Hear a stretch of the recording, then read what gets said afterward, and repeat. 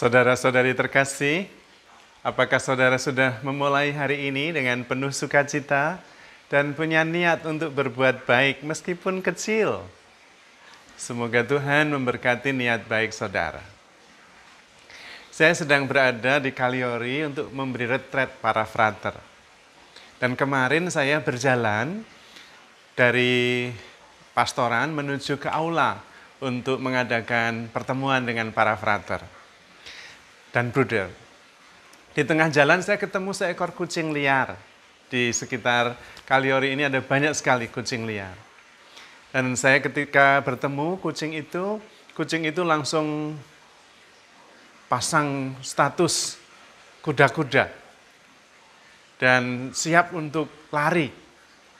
Lalu dia mulai menggeram, menunjukkan bahwa dia takut, tetapi sekaligus juga mau menyerang. Padahal saya santai-santai, saya tidak sedang berpikir tentang kucing itu. Saya mau lewat saja. Dan saya tersenyum kepada kucing itu. Tapi kucing itu tetap lari saja begitu. Lalu tadi pagi saya ketemu lagi kucing lain, warnanya berbeda. Saya lewat, dia tidak bereaksi apa-apa. Malah dia kemudian ketika saya melewatinya, dia lalu mengikuti saya dari belakang dan mulai ngelendot di kaki saya. Saya juga tidak sedang berpikir tentang kucing itu. Saya dalam keadaan tenang karena sedang menuju ke aula untuk memberikan refleksi kepada para frater dan bruder. Apa yang saya pelajari adalah bahwa kucing yang kemarin, yang agresif, yang takut, dia pasti mempunyai pengalaman bahwa dia pernah dikejar, dilempar, atau diusir. Mungkin karena mau mengambil makanan. Dan pengalaman itu membekas di dalam instingnya. Sehingga setiap kali ketemu orang, dia langsung pasang kuda-kuda. Ingin segera lari atau melawan. Sementara kucing yang tadi pagi saya temui, dia mempunyai pengalaman, mungkin dia ketemu orang yang suka kucing. Sehingga ketika bertemu dia, malah justru dipegang-pegang, dielus-elus, dan dikasih makan. Karena itu ketika saya lewat, dia langsung mengikuti saya di belakang. Jadi sebetulnya, bagaimana kita bereaksi, itu pertama-tama disebabkan oleh ingatan, proses psikologis yang terjadi di dalam diri kita, berdasarkan kenangan masa lalu.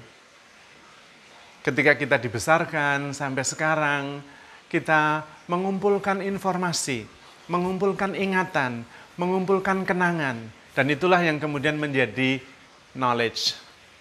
Dan berdasarkan pengetahuan itu, terjadi proses psikologis di dalam diri kita.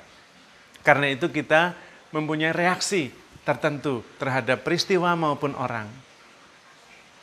Orang yang agresif, kemungkinan besar mengumpulkan informasi, kenangan dari masa lalu, bahwa dirinya safe kalau dia agresif. Orang yang tenang mungkin di masa lalunya mempunyai pengalaman bahwa hidupnya sungguh-sungguh nyaman dan tenang. Orang-orang di sekitarnya bukan ancaman. Karena itu dia reaksinya juga tenang. Sebetulnya kita ini mempunyai kualitas yang sama. Kita semua juga menghendaki yang sama. Ingin menemukan kebahagiaan, ingin sungguh-sungguh menemukan kehidupan yang kekal, tidak akan berakhir hidupnya di dunia ini, dan ingin sungguh-sungguh bisa menikmati kehidupan ini dengan tenang dan damai. Semua menghendaki hal itu. Tetapi pengalaman yang dilalui tidak sama.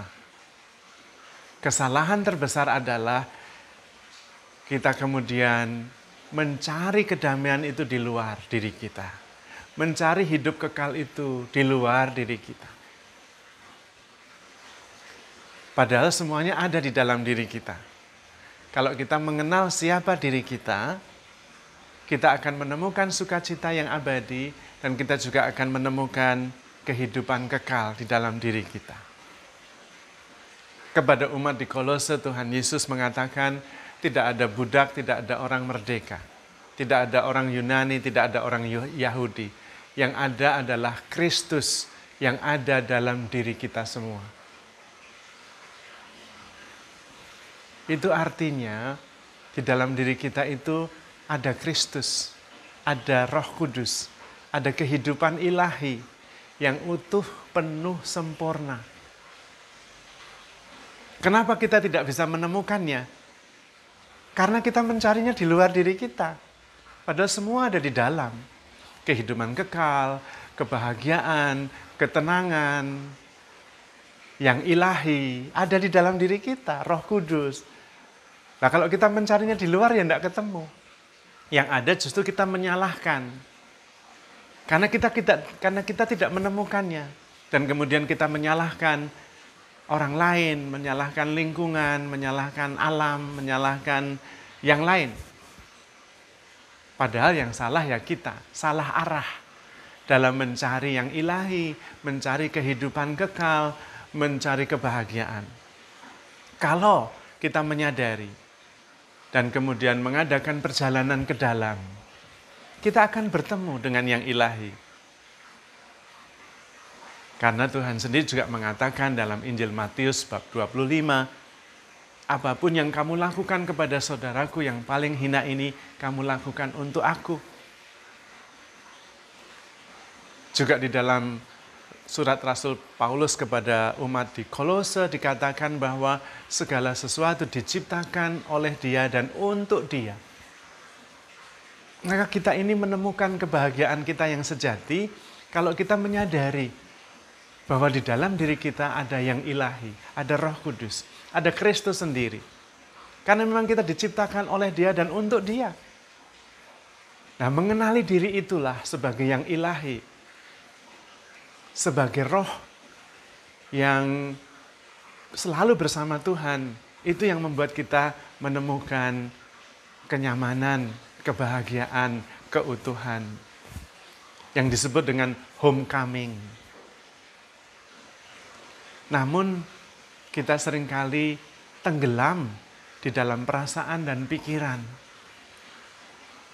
Maka pertumbuhan rohani sebetulnya sangat sederhana, yaitu perasaan, pikiran, dan batin kita terbuka. Sehingga menemukan di dalam diri kita roh ilahi yang utuh, yang penuh, yang sempurna. Mengenali diri sebagai spiritual being yang mempunyai human experience adalah kesadaran, adalah keselamatan, adalah sukacita. Maka seorang imam Yesuit namanya Pierre de Sardin dari Perancis selalu mengingatkan kita bahwa kita adalah spiritual being dengan human experience. Bukan sebaliknya. Sayang, kita semua sebetulnya mencari yang ilahi, yang jati diri, mencari diri sejati, mencari yang ilahi, tetapi mencarinya di tempat yang salah, mencarinya di luar, ya tidak akan ketemu. Yang ada hanyalah frustrasi. Seperti juga Santo Eugenius.